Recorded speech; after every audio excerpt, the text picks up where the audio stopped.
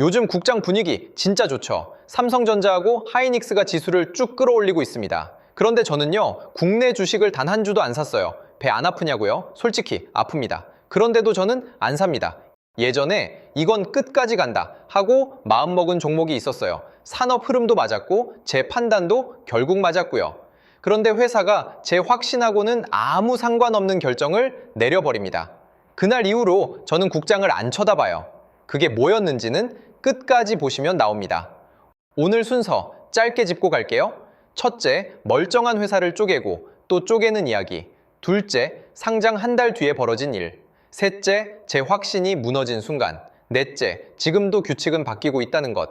그리고 왜 미국인가? 나는 이렇게 간다까지. 저는 이 회사를 꽤 오래 들고 있었어요. 그런데 이 회사, 새 사업을 만들 때마다 그걸 따로 상장시키더라고요. 카카오게임즈 나가고, 카카오뱅크 나가고, 카카오페이 나가고, 알짜가 하나씩 빠져나가는데 정작 모회사 주주인 저한테 돌아오는 건 없었어요. 회사는 분명히 커졌는데 제 주식은 그 성장을 못 담더라고요. 그리고 카카오페이가 있었죠. 2021년 11월에 상장했는데요. 딱 한 달 뒤인 12월 10일 경영진 8명이 주식을 팝니다. 스톡옵션으로 받은 44만 주를 한꺼번에요. 주당 5,000원에 받아서 20만 4,017원에 팔았습니다. 차익이 약 878억 원이었어요. 대표한 사람이 460억 원을 현금화했고요. 그날이 하필 코스피 200 지수 편입 첫날이었습니다. 인덱스 펀드가 기계적으로 사줘야 하는 날이죠. 회사를 가장 잘 아는 사람들이 가장 잘 팔리는 날에 전량을 던진 겁니다. 보호 예수가 풀려서 판 게 아니에요. 스톡옵션 물량엔 처음부터 락업이 없었거든요. 규칙 자체가 그렇게 돼 있었습니다. 결정적이었던 건 LG화학입니다. 배터리가 한창 뜨던 시절, 저는 이 분야 1등 기업을 골랐어요. 이건 무조건 된다, 그렇게 판단했죠. 그래서 매달 적립식으로 꾸준히 모았습니다. 그런데 2020년 9월 회사가 배터리 사업부를 떼어내겠다고 발표합니다. 10월 임시주총에서 통과됐고 12월엔 LG에너지솔루션이 출범했어요. 그리고 2022년 1월 그 회사가 따로 상장됩니다. 저는 배터리를 보고 샀는데 배터리가 제 손을 떠나버린 거예요. 새 회사 주식은요, 저한테 한 주도 안 왔습니다. 2대 주주였던 국민연금조차 반대했어요. 그런데도 분할화는 통과됩니다. 소액주주가 반대해봐야 절차상 아무 힘이 없더라고요. 저는 그 자리에서 손절했습니다. 국내 최고 대기업조차 이런 결정을 내리는데요. 그럼 제가 아무리 기업을 잘 골라봐야 소용이 없는 거죠. 문제는 종목이 아니라 규칙이었습니다. 여기까지 들으시면 이런 생각 드실 거예요. 에이, 그건 다 옛날 얘기 아니냐? 지금은 삼전도 하이닉스도 날아가고 국장 좋아지지 않았느냐? 좋습니다. 그럼 지금 벌어지고 있는 일을 보시죠. 올해 5월 27일 국내 증시에 새로운 상품이 하나 상장됩니다. 삼성전자와 하이닉스의 하루 수익률을 2배로 따라가는 상품이에요. 원래 국내법은 이런 상품을 금지하고 있었어요. 한 종목에 몰아넣는 구조라 분산 투자 요건에 걸렸거든요. 그런데 정부가 시행령을 고쳐서 문을 열어줍니다. 개인 투자자가 자꾸 미국으로 빠져나가니까 국내에 잡아두겠다는 거죠. 그랬더니 돈이 몰립니다. 출시부터 6월 중순까지 개인 순매수만 약 8조 2천억 원이에요. 7월 들어서는 나흘 만에 1조 6천억 원이 더 들어갔고요. 두 종목의 거래대금 비중도 확 뛰었어요. 작년 말 27%대였던 게 지난달 말엔 63%대까지 올라갔습니다. 그 사이 이 상품들 평균 25% 급락했습니다. 호가가 텅 비면서 가격이 벌어지는 괴리울 사고까지 났고요. 한국은행은 국회에 낸 자료에서 시장 쏠림 위험을 경고했습니다. 금융감독원장은 막았어야 했나 반성한다고까지 말했어요. 정치권에선 아예 상장 폐지를 검토하자는 주장까지 나옵니다. 경제부총리는 보완 방안을 협의 중이라고 답했고요. 도입 2달 만에 벌어진 일입니다.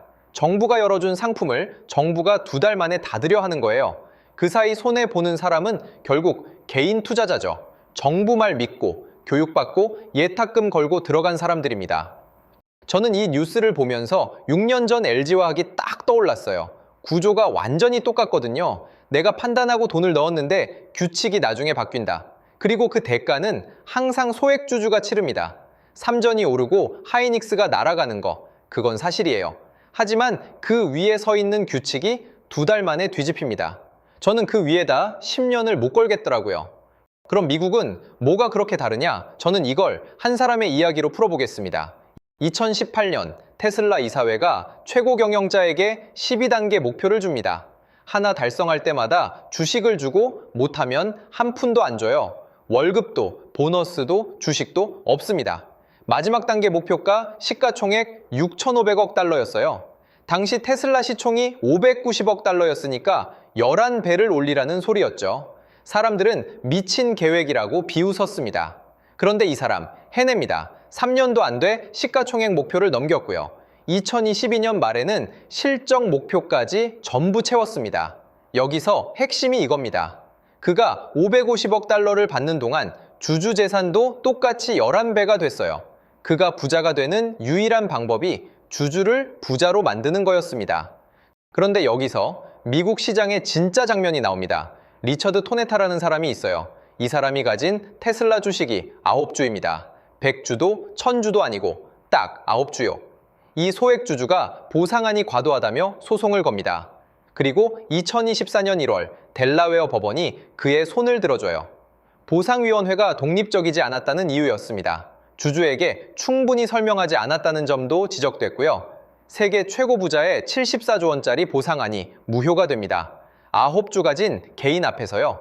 국장에선 국민연금이 반대해도 물적 분할이 통과됐죠. 미국에선 개인 한 명이 최고 경영자를 법정에 세웠습니다. 이 차이가 제가 미국장에 있는 이유예요. 이 소송은 2025년 12월에 끝납니다. 델라웨어 대법원이 원심을 뒤집고 보상안을 되살렸어요.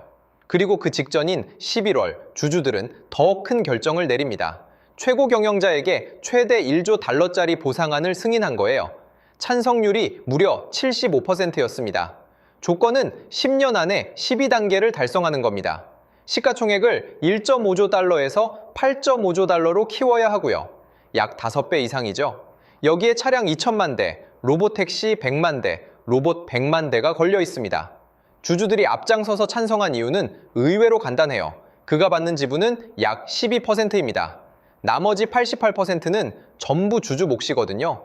그가 1조 달러를 주려면 회사 가치가 7조 달러 늘어야 합니다. 그리고 그 대부분은 주주에게 가요. 내 재산이 5배가 되는 조건인 거죠. 반대할 이유가 없습니다. 이게 두 시장의 결정적 차이예요. 한쪽은 회사를 쪼개서 가져갑니다. 다른 쪽은 회사를 키워야만 가져갈 수 있어요.